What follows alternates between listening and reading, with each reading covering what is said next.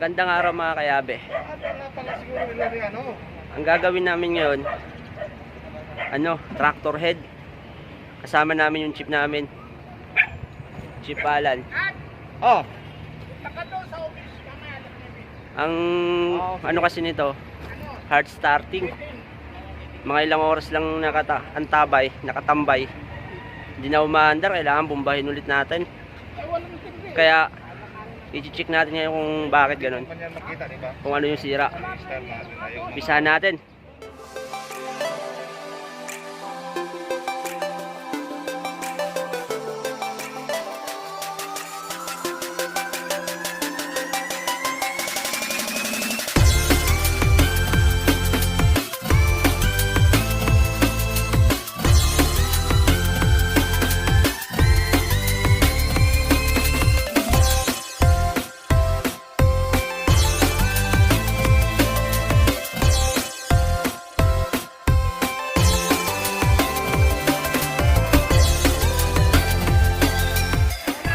Oh, hard starting siya. Wala, bumaba na naman yan. Ayan ang ito-trouble natin ngayon. Asuki. Kasama yung chip natin. Silencio. Ayan. BK.com. Tractor head po, mga kayabe. Hustle and ride. 8-11.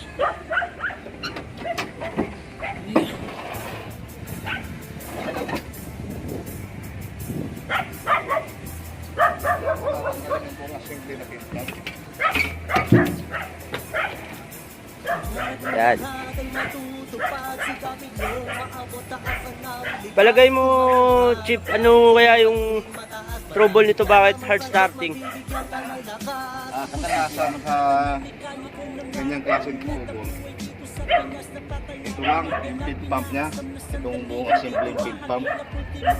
Mayroon kasi itong apat na check valve dito sa primer pump at saka dito sa supply. Itong mga to, mayroon mga check valve yan sa ilalim, kaya kailangan baklasin itong buo para ayusin. Yan. Sige. Andito na po yung isa nating kasama, Jordan Andrade.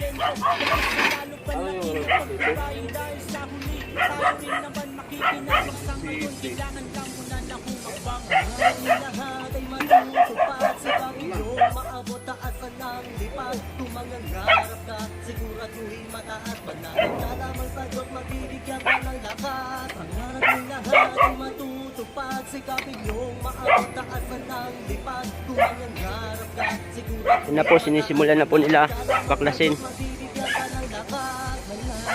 Kasama yung chip natin.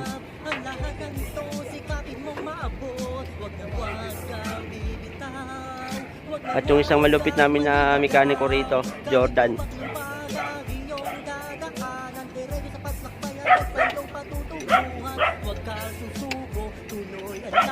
Para sa iyong magandang kinabukasan, huwag kang panghinaan ng loob mo. Nasa tabi mo ang Diyos nagagabay sa iyo. Magtiwala ka lang sa iyong kakayahan. Ang bawat pagsubok mo ay iyong malalampasan. Pawis na dugo ang puhunan mo. Gagawin mo ang lahat, makamit lang pangarap mo. Kaya tuloy-tuloy lang, tuloy-tuloy lang. Mangarap na mataas na wala pwede kumatlang. Lagi kasing ganito ito mga kayabi, kaya nag-focus na tayo dun mismo sa check valve nya.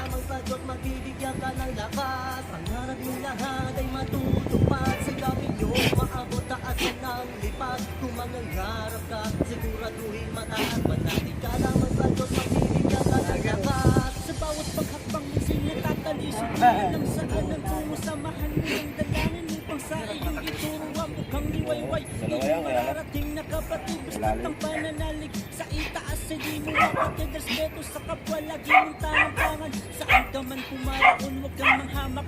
Yan lang ang pinakapagdahil sa mundo, napakadaming epidemya. Tulad ng alimango, pilit kang hatakin pababa hanggang masira na ang iyong ulo. At ang tangi mong sandata, pangarap mo lang sa buhay. Kalasag mong ginulma sa wika ni Bathalay.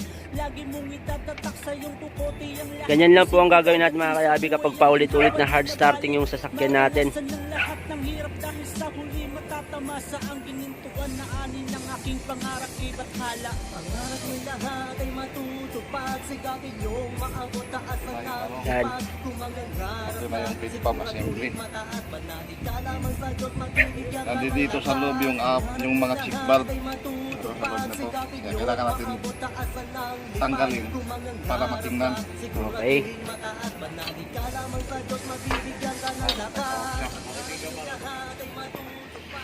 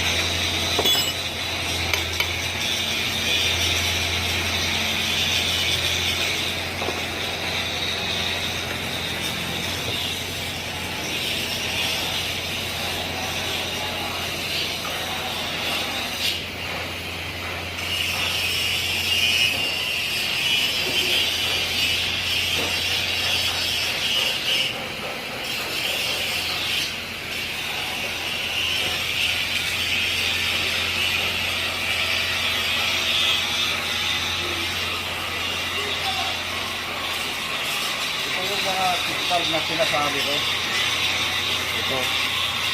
Itong apat na to. Ito. Nakikita nyo to. Ito kapag hindi na to makinis. Yan yung cost, kaya bumababa yung diesel. Yan yung hahasain natin, gawa natin ng paraan. Yan po.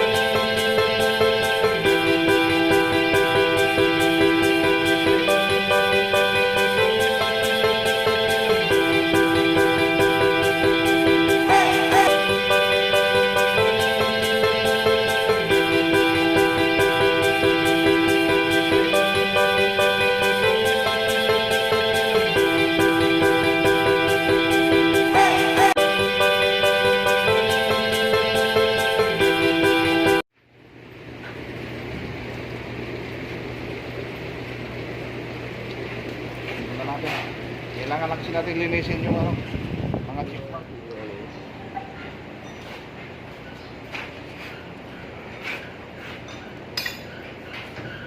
So, ina-assemble na natin.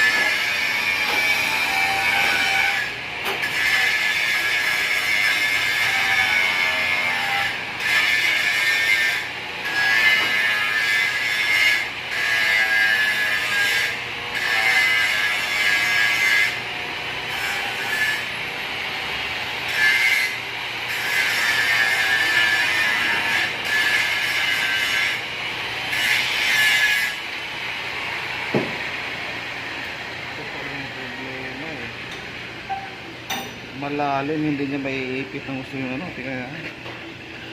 Spring. Ayan, oh. Ah, hindi. Iipit pala. Pumapasok.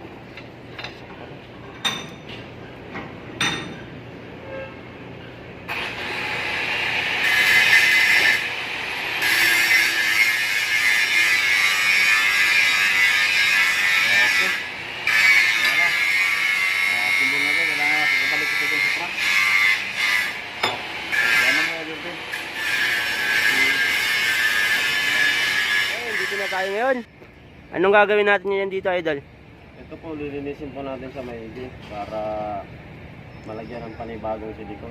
Ang purpose po ng silikon na ilalagay natin para hindi po siya tumagas yung langis. Kagaya nito, may langis po siya.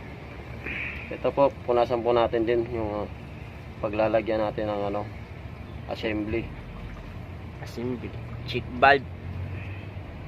Tapos na po siya na lihaan. Ito na po, ikakabit na po natin siya.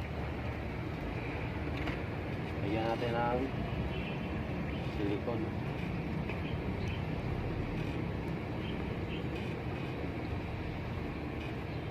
Manipis lang po ang ilagay natin kasi pag masyado makapal, may chance na papasok sa loob yung silikon natin. Si Kepias. Kepias! Yes!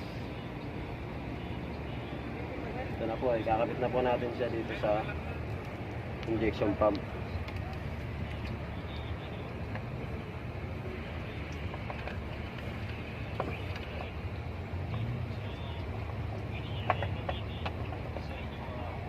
Yan na po. Lalagyan po natin siya ng mga nut niya.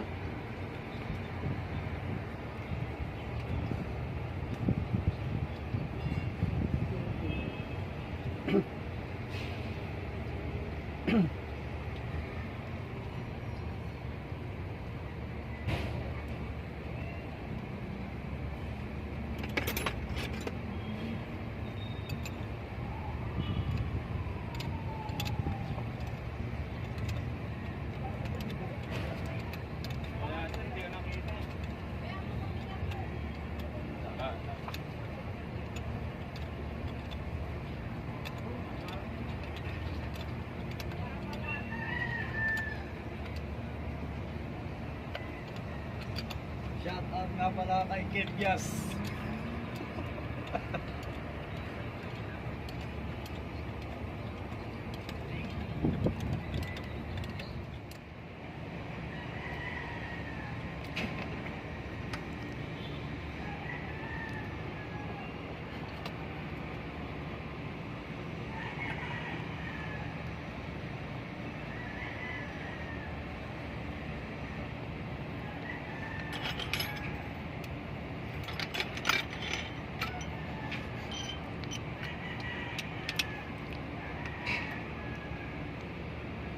Yan po si Kayabing Jordan Andrade.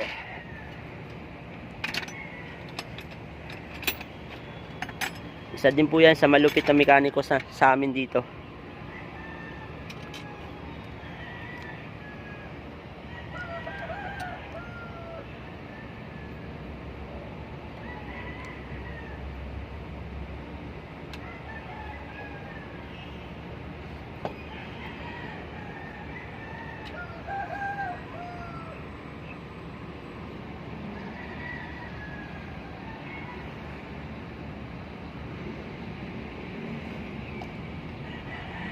Siyempre, pag nakabit natin yung check valve assembly, pag nakabit natin, tapos kakabit natin yung supply, tapos return. Pagkatapos nun, ang gagawin naman natin, bubumbayin natin kasi yung diesel niyan bumaba.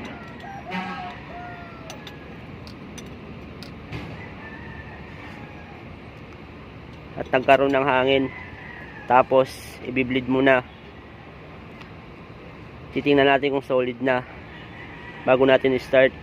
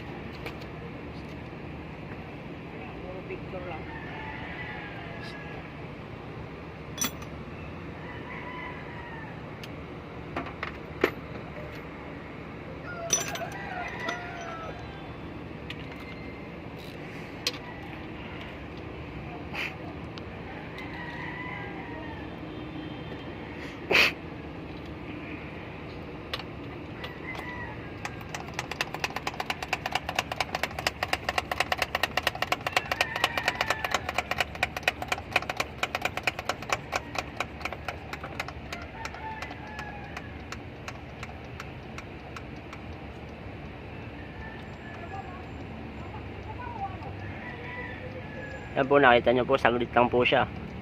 Saglit lang binumbam. Makyat ka agad. Yung diesel. Ano? Solid na siya. Ano? Oh, kita nyo naman mga kayabi. Solid na siya. Kasi yung check valve na nasa kaganina, para pantay yung lapat niya dun sa lalapatan. Kasi magaspang na. Kaya nangyari, lumulusot na lang yung diesel kaya bumababa. Kaya pag inaasa natin yon, syempre lalapat na siya ng maayos sa lalapatan niya. Hindi na makakalusot yung diesel. Kaya magiging solid na ulit siya.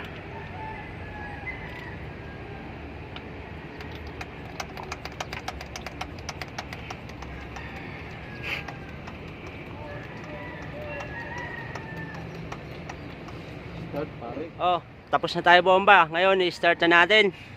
Tingnan natin kung okay yung gawa natin. Okay, kita nyo mga kayabe. Isang start lang.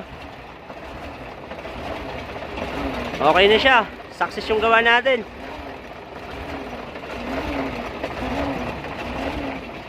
Sa lahat ng mga nanonood dito, pa-subscribe naman ng YouTube channel namin, Yabitin Vlogs. Marami pa po kaming ilalabas na actual video ng paggawa o troubleshooting na gusto nyo malaman about sa amin. Tsaka sa lahat po nanonood, kung may nanonood na mekaniko, sana wag nyo po ikumpara yung sarili nyong gawa sa gawa namin kasi magkaiba po tayo ng diskarte sa paggawa. Yun lang po, hanggang sa susunod ulit mga kayabe. Maraming salamat.